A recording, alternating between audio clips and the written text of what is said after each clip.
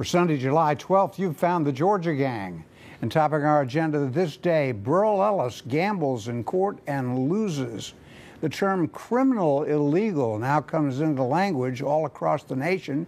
And in South Carolina, that battle flag comes down from outside the state capitol. Some of the stories up for grabs on the Georgia Gang. From the Fox 5 studios, the Georgia Gang starts now.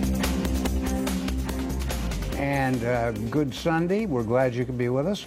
Theron Johnson is sitting in today for Jeff Dickerson. Theron, glad you could be here. Good to be here. Have I seen those glasses before? You have. I have? Yeah, okay. Yeah. Alexis liked them, so I thought I would bring them back this week. You look like Rick Perry. No, I wouldn't go that far. I wouldn't go that far at all. I definitely speak better English than that guy, so. All right. Let's turn ourselves to issues, and boy, do we have a lot of them this week. We're going to start right in our backyard in DeKalb County. And we learned this week that Burl Ellis was sentenced to 18 months in the state prison system. Judge Courtney Johnson said he showed no accountability. Now, it could have been much worse. He could have gotten 15 years, but he gets 18 months, and he undoubtedly will appeal. And Alexis, I'm going to start with you on this because Robert James, who probably is in some political trouble, he's the DeKalb County District Attorney. Brought the charges and brought the case. He let the press know that Burl Ellis turned down 4 offers of plea deals in which he could have pleaded to a misdemeanor and kept his license to practice law. I've analyzed that upside down and sideways. Do you think Burl Ellis made a mistake in not accepting the plea? Well, of course, 20/20 hindsight is good, but I think that Burl Ellis believed that he was innocent. He did not believe he was guilty of these charges, and so he wanted to prove his day in court and clear his name. And when you look at, 9 charges ended up being brought in the second trial. He was acquitted of 5 of them, only found guilty of 4, and the guilty verdicts were attempted stuff, not even actually doing an illegal act. So I think he really thought he was going to be able to clear his name. So he didn't want to, he didn't want to take a plea. But Theron, as he sits in a state prison, a guy whose career is pretty much ruined, and he was a very promising politician. I mean, he had his ticket punched in all the right ways. Right. He's got to be thinking, boy, why didn't I take that deal? Because with a misdemeanor, any potential employer would understand there was a lot of politics involved. Right. He might have lost his pension, by the way. I looked at the way that a cab law is set up. But nonetheless, now he is certainly won't practice law again unless he wins on appeal. And boy, if you won on appeal, would that throw the cab into some chaos? What do you think? Well, as you guys stated on the show last week, I mean, this is just a sad day. I mean, You're right. I mean, look, no one wants to see anyone have to go and serve any time in jail. And Burl Ellis was a person who came in with a very promising career, and clearly with some bad decision making, he's had this verdict come down. But I want to go back to Robert James in the plea deal. So sources tell me that out of the total 4 plea deals, 2 were offered in the first case, and then 2 was offered in the second case. And then also, sources have shared with me that it was one particular plea deal that was offered to the former CEO that would have allowed him to not serve any jail time. And all he would have had to do was come forward and say, I'm going to accept this deal to try to move forward. I'm going to admit guilt to what I'm allegedly being tried for. And that was offered to him twice. And so the flip side of this is that, one good thing that I think that people are saying in DeKalb County is that they're now able to kind of move on. Hopefully this darkness and this sort of cloud of just the stigma has gone away, and hopefully the county can move forward. But I think a lot of the criticism that Robert James is getting, I think is a little unfair. I mean, he is there as a district attorney to prosecute any crimes, whether they're rapes, whether they're murders, whether they're shoplifting or civil case. I mean, that's his job. And so well, he hasn't done a very good job in corruption because he's ignored most of the special grand jury report. He veered off and grabbed Burl Ellis. He ignored the stuff that the grand jury wanted him to look at. He took some low-hanging fruit, whom he won't offer a plea to, by the way. Phil, what would you have done if you were Burl Ellis? Well, I think I would have taken the deal that was offered to me because... Especially the one just before jury selection. That's right, because as I pointed out last week, and all of you know, the tapes that were played, he was wiretapped and taped. He came across as a bully, yes. He was shaking down people. He was treating people horribly. They were devastating. And I don't believe he should have gone on the stand either. Well, let me finish my point too, because Theron, I hate to tell you, and I check with your sources because my sources tell me you've got the feds investigating in DeKalb County. You're going to have Robert James doing more investigations. Yes, it was low-hanging fruit. There's higher-hanging fruit that's going to be got. As I've said on this program, I'll break some news here. Not only are all of the commissioners, except for the new one, under investigation, you may even have some judges in DeKalb County under investigation. The P-card thing is not going away. By October or November, you'll have the Mike Bowers, Richard Hyde investigation open to the public, and then we'll see what our Attorney General does, the U.S. Attorney, and also Robert James. Let me change. And also, with the P-card investigation, it was a federal investigation that found the commissioner guilty of misusing her card and extorting money and putting money in her own pocket. What was her name? I can't remember. Elaine Boyer, right. So, and Robert James did not prosecute that case. All right, let me change this everything. I want to hustle through this because we've got a lot of sort of emotional stuff to contend with today. But there's a Fulton County IT case, information technology, and I really wasn't going to pay a lot of attention to it until I realized that it's exactly what went on in DeKalb County. That's the business of splitting contracts to bring them in at under $50,000 so they don't require Fulton Commission approval. And Phil, one of the Fulton County employees looked at this and said there needs to be an investigation of this, all these so-called split contracts. Well, there does, and we just talked about DeKalb. But it was 2005. That's right, and I tell you, I think that Sam Olens, our Attorney General, I like what he's been doing lately. He needs to step up and look at that one. Well, let's focus on something for a second before we move on. This happened in 2005, and the audit was commissioned by the current Fulton County Commission. And one particular commissioner, not to exclude the other commissioners, but Joan Gardner.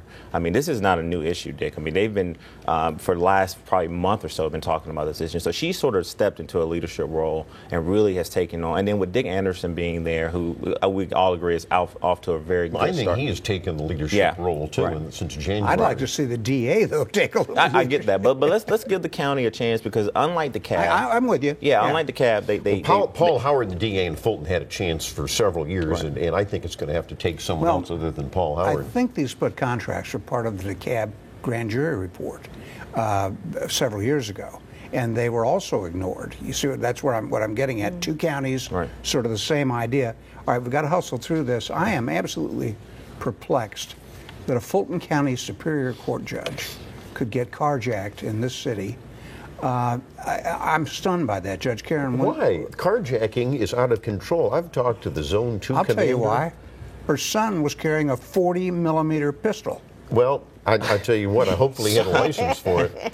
But carjacking is out of control in the city of Atlanta. And crime, as we've talked about in the gang, is up in Atlanta. Even Mayor Kasim Reed, to his credit, finally last week says we've got a gang problem we've got to address. We did have a spike in crime. Let me jump in there for a quick second. I ran the mayor's campaign in 2009. And you love him, and you're not going to ever speak ill of him. We know that. I want to be clear, but when you make a statement saying that he's finally admitting that we had a gang problem, our whole campaign strategy was around pushing back by increasing the police force and dealing with the whole gang issue, because as you remember, Phil, people were getting their doors kicked in, people were getting carjacking. But to another point on it was a big headline in the AJC last week that he's finally saying this is out of control. You need to go back and do a Bing search or something like that. Phil's not going to give up on this crime thing, but I just flashed on 2009, Theron, when you reminded me. Should we call you Landslide, Theron?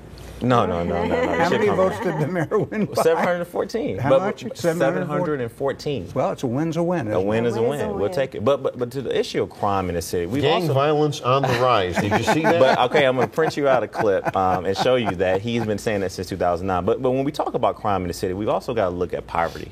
We also got to look at jobs. I mean, a lot of this is people who need jobs, who need a better, parental guidance to basically go out here and do a community. And I don't think this judge should be criticized for being carjacked. I mean, I'm because her son had a pistol. And she was carjacked in a nice part of town, and they were just going to pick up the son's girlfriend. I don't know about the gift of the car from the brother, but I was just so stunned by the fact that the carjackers got away with his 40-millimeter pistol, which was hidden under the front seat. This is going on a lot, Dick. This just made the headlines because of the judge. All right, quick note, the Clayton County Police Chief has retired rather than being reassigned to 911. His name is Greg Porter. I have no idea what that's all about. It's politics. Jeff Turner is his political opponent, and Turner on the commission got rid of him. I figured that. Okay. When we come back, we'll turn to the next hot button issue, and it is hot. It's the business of a new category of person stepping into the language, a criminal illegal. It's kind of hard to say, but criminal illegals dominating a lot of the national news this week, and it has an impact in Georgia. Stay with us.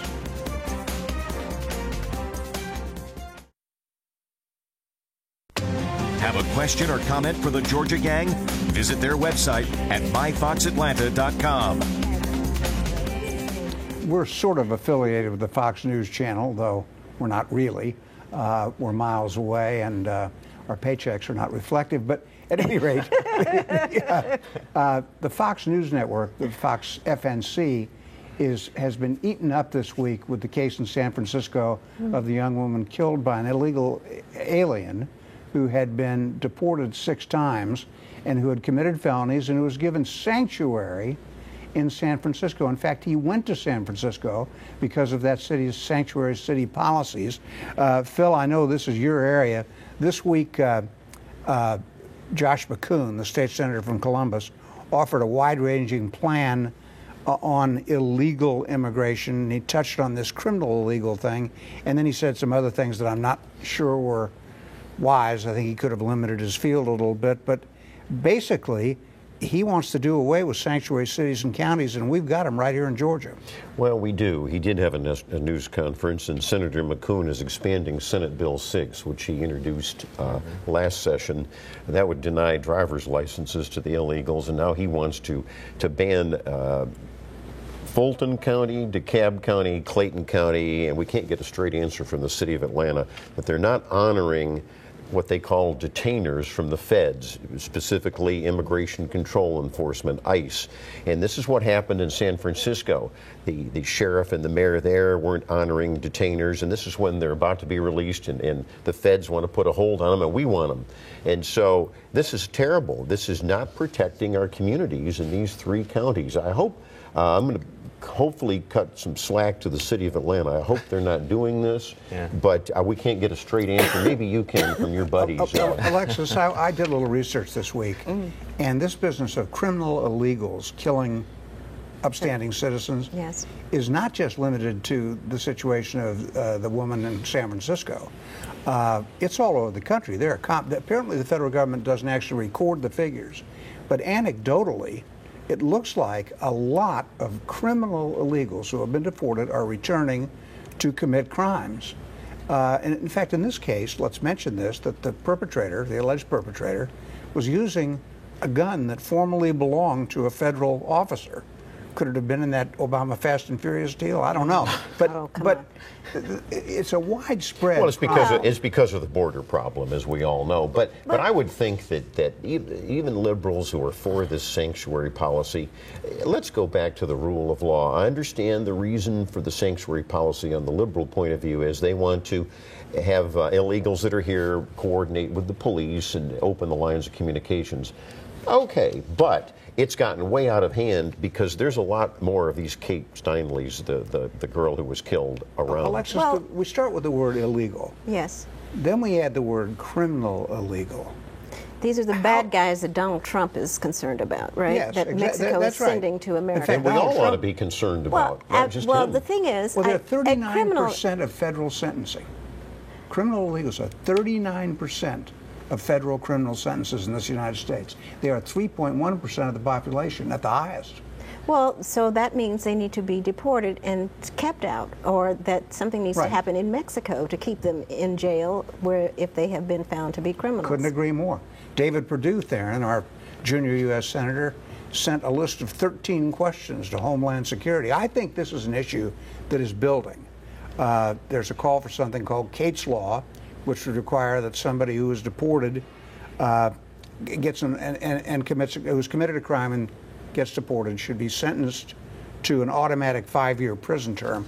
I don't know if, for example, the California prisons can handle that, frankly. What do you think? Well, it's a federal thing. They'd be going to federal prison. They're crowded out there, too. But let me say a couple things here. Number one, President Obama, you guys have praised him on this show, and actually he's received some criticism for being one of the presidents that's actually been the toughest on immigration. Well, that's ridiculous. How can you say that on the borders? On the borders. He has done nothing on the borders. It has been documented. He has done nothing on the borders. Again, I'm gonna have to really. No, I'm not smoking anything, Phil.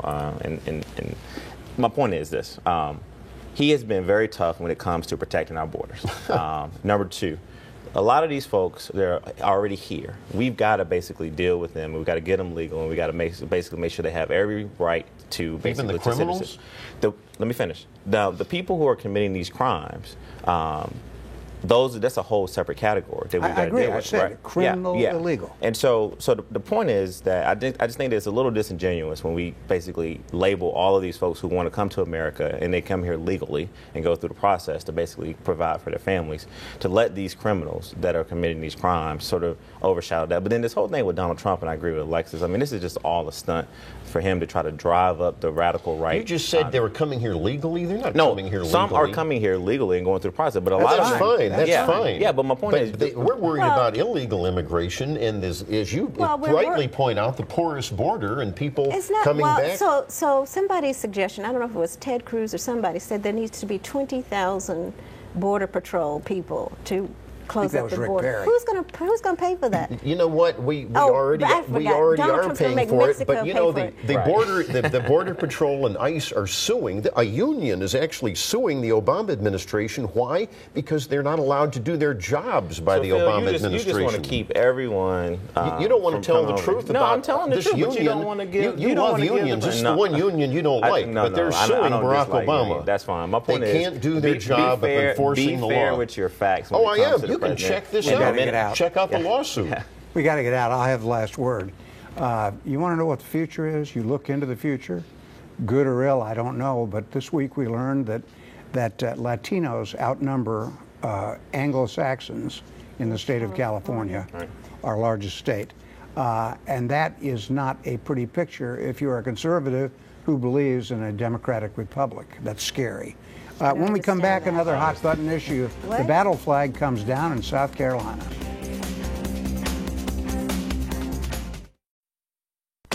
Have a question or comment for the Georgia Gang?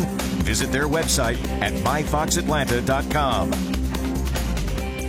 Quickly, before we turn to the battle flag, a couple of local notes. There are special elections coming up Tuesday in some parts of Georgia. For example, in Brookhaven, there is a four-way special nonpartisan election for a state house seat.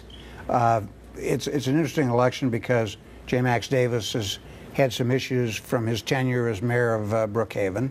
Catherine Bernard is a strange mixture of libertarian, conservative, and radical leftist. And another guy calls himself a bull moose Republican. And then there's a Democrat who played quarterback a little at Georgia Tech. Well, that's right. And, you know, we all know special elections are low turnout and very tricky. There's actually three others. We can get into that in a minute. But I was surprised, just as a political footnote, Catherine Bernard, a very articulate attorney, you have described her is one of the challengers. She was endorsed. Now, says she's a Republican, but she was endorsed by Atlanta Progressive News, which is a left-wing outfit, and they're saying that she's the first Republican that they've endorsed. So I'm a little nervous. Because of the depth of her community service. Well, it's also the people are evolving, and we live in sort of a nonpartisan society now, where my gosh, I don't think so. They're understanding that people are not identifying themselves so much with parties. They just want people who are going to go to Washington or go to to the state capitol to try to get things done. So I think, they should be, applauded for Give us the other It's a couple new of day. races. You got There's a couple other Minerio races field. real quick. Jay Roberts, he resigned to go over to the DOT. Right. That is an open seat over down there in Ocilla. And you've got an interesting one between Dr. Betty Price, Congressman Tom Price's wife, and the Harry Geisinger, the old Harry Geisinger seat up in Roswell. That would be an interesting vote there. And let's see, we've got Forsyth County. Forsyth County. I can't call that one. Okay, I don't even. Yeah.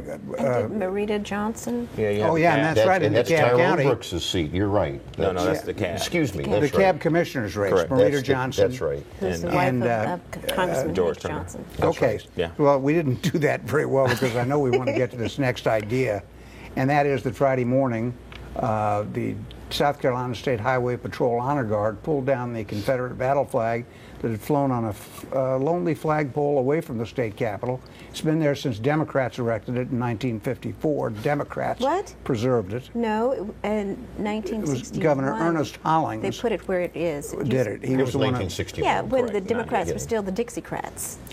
Yes. Correct. Who are now the Republicans. Well, And they I did guess it. I'm- And they did it in I guess response I'm to their not that protest to the civil sophisticated. rights They were movement. Democrats. Okay. Yeah. But while that's going on, there was a cockamamie proposal in Congress from Democrats to ban Confederate battle flags from federal cemeteries where there are Confederate war dead.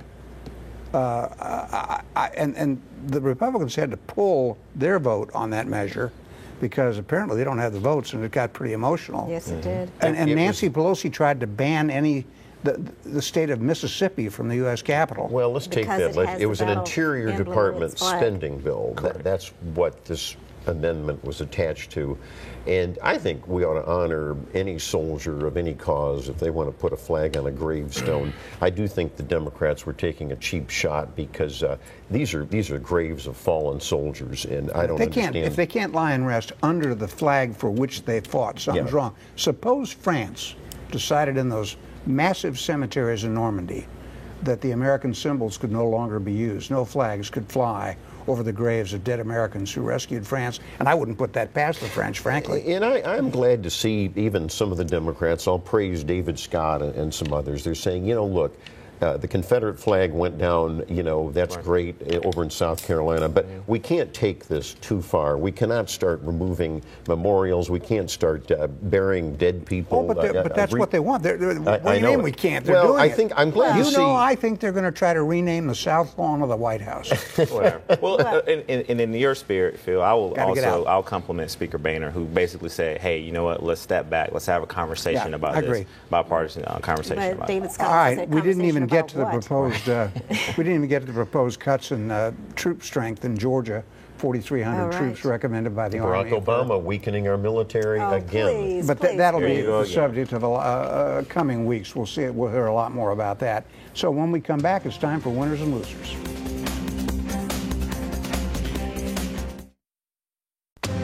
Time now for the week's winners and losers. And it is time for winners and losers. And here we go. We'll start with you today, Phil. I've got a winner, and it's really two winners, the Southeastern Legal Foundation here in Atlanta, and also a voter in Douglas County who wore an NRA instructor cap into the polling place in October of 2014, and they told him, you can't vote, take that hat off. It's partisan. Well, no, it's not partisan. The NRA supports Democrats and Republicans for the Second Amendment. So this man now has been apologized to, and Douglas County will never do it again.